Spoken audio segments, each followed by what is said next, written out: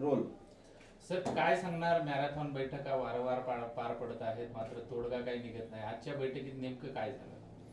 आजच्या बैठकीमध्ये आमचं महायुतीचं फायनल झालेलं आहे आणि फायनलमध्ये थोडंफार फरक पडतो आहे, तो आज संध्याकाळपर्यंत क्लिअर होईल.